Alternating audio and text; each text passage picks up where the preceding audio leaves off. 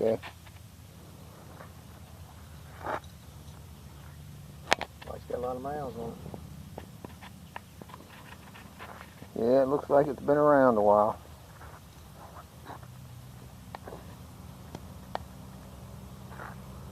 Hey, I asked my friend to help me with this video. I know a lot of you don't realize this, but I have a method to some of my madness. And I just want to share with you guys where I'm at right now. I put on my church website that I was the founder of Soldiers for Christ Motorcycle Ministry, founded in Owensboro, Kentucky. We founded in December of 1993. And it's founded for a purpose that I feel like maybe it's lost its purpose of what it was first founded for. In 1993, when we started this ministry, there was a reason why. There was another ministry that I knew about that was called a motorcycle ministry, but it was basically I don't know how it is now, but used to you send in a certain amount of money and chose what area you wanted to be in, whether it was a prayer team, evangelistic team, whatever, and they just sent you a patch. Pretty well was it. I felt like there was more to it than that. I felt like there was more to ministry than just saying you want to belong to something. I felt like there should have been some kind of brotherhood or a vision or an aim for it.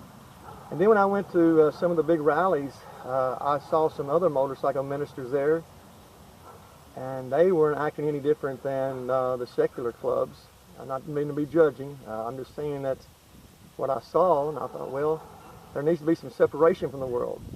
So that's how Soldiers for Christ Motorcycle Ministry was birthed, because we were not just a buy your patch type deal, and yet we weren't the kind of people that went out and just acted like the world, and it was birthed that way. And today I wore my patch for the first time in 14 years. There's a reason for that, because I just wanted to see if it still had the same blessing on it that it did in 1992. Bobby, this is the vest I had in 1993. This patch, this vest right here is seen a lot.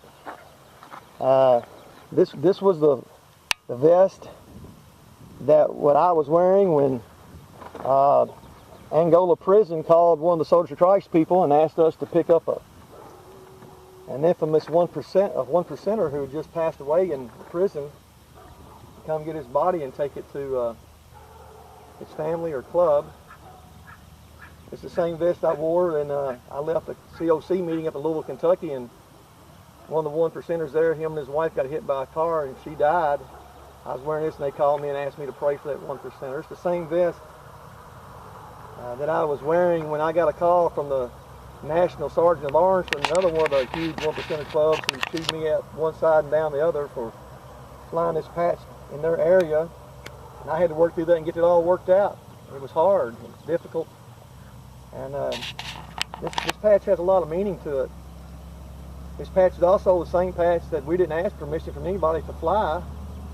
God just opened the doors for us to do that. We didn't ask anybody. I thank God for that. I thank God for the clubs in our area who allowed it. Give you an example of one thing. We had two young men who was a part of Soldiers for Christ who were steeped in drugs, and we took them in and loved them, and they became part of Soldiers for Christ. One day they was out walking the streets, and another club member from another club came and said, "What are y'all doing in our neighborhood?" And he was very irate, and he's going to take their vest. And he saw it. All of a sudden he said, "Oh, you're with the Soldiers for Christ at Set Free Church." And they said, "Yeah." I said, "What are you doing over here?" And they said, "We're out handing out tracts and inviting people to church." That's what Soldiers for Christ was all about. Those kind of times, those kind of things. Soldiers for Christ Motorcycle Ministry is very much a part of the very beginning of Little Sturgis in Kentucky. We went down there, and thanks to Tom and Marie Ralph, we fed hundreds and hundreds of people breakfast every morning. SOS, made sandwiches for them. I'm gonna tell you, God blessed. And we had church services there. We did all that. We were just not a ministry that just handed out a tract saying Jesus would have rode a Harley. We just wasn't that kind. We was the kind of people that went in and got involved and got part of it. Now the problem was, we also had a church called Set Free Church. Well, Set Free Church did things like homeless poker runs, toy runs, but that was not a part of Soldiers for Christ. Soldiers for Christ was focused on motorcycle ministry and motorcycle ministry only. Very seldom would I ever preach in my past. Sometimes I did, but very seldom. But we separated the two. And as now as I look at the Soldiers for Christ patch, and I see the people that's involved with it, they don't want me to have it anymore. Because you see, after being a national president for 7 years, I messed up in their eyes, and I did not quit the ministry. I did not retire. I just set it on the shelf until I got things right with the Lord. A lot of people held it against me. Not too many of them ever called me to check on me other than when they wanted something, and that's okay. But anyway, now they want this patch back.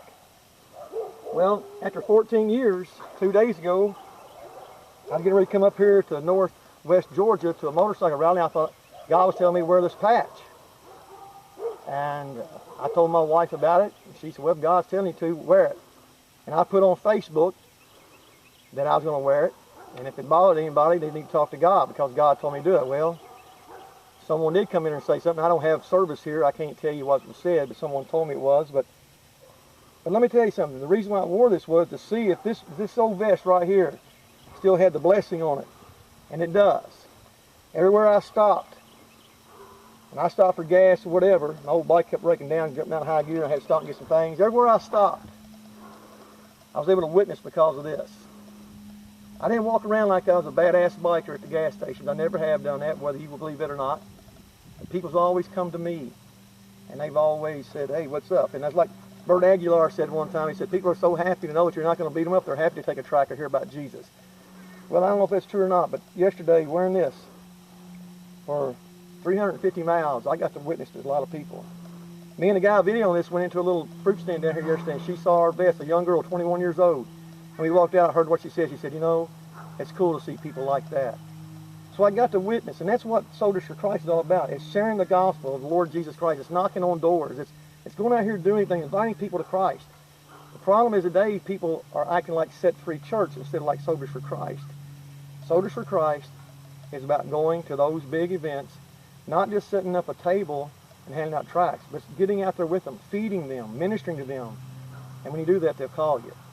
So anyway, I'm not going to wear this vest home, and I'm going to go home the same way I come here, and I'm going to witness on the way home and just let people see that it's not all about the vest. You see, the vest don't make the preacher makes the vest. The witness makes the vest. And so I know a lot of you guys want this vest back, those of you still in Soldiers for Christ right now, and I'm going to let you have it back, because it's not in my heart no more, because I feel like the ministry lost its first love, whether you agree or not, and I'm sure some of you won't, but I know I don't have the same love for it anymore, because it's not seeing and doing what this vest was all about, and that was being a biker who was ministering to other bikers, lost bikers. And we never did want to be a club and call ourselves a ministry. I don't want to belong to a club. I don't want to belong to anything else anymore. I'm through with it, and I'm going to take these patches off this vest for you guys who want these back, and just let you know that you can have them, because it's not in my heart no more. It's not in my heart, and I don't want to be a part of it. And maybe some of you will rejoice over that. I don't know. But I know one thing, and by the way, I will take it off of my website where I'm the founder, because I know some of you already think that someone else is the founder. It was founded out in Texas. Or that's what a newspaper report said out there. I don't want to be known as the founder no more. I don't want to be known as part of this ministry no more. But I will say this, you guys was in chapter A, up in Owensboro, Kentucky. You guys rocked. You knew what it was all about. You always knew what it was about. And there was other good Soldiers for Christ, but I've lost my first love, and I don't know if you have or not. But anyway, I'll give you your patches back.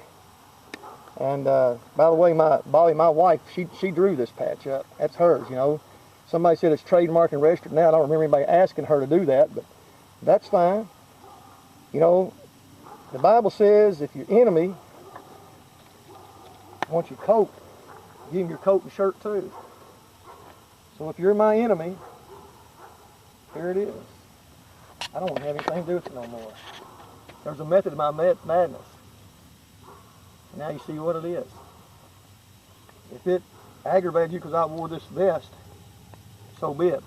But I proved my point. I proved my point when you said what you said on that post. I don't dislike nobody. I love everybody, and I hope that they love me. But Soldiers of Christ Motorcycle Ministry, I'm no more a part of it. God bless.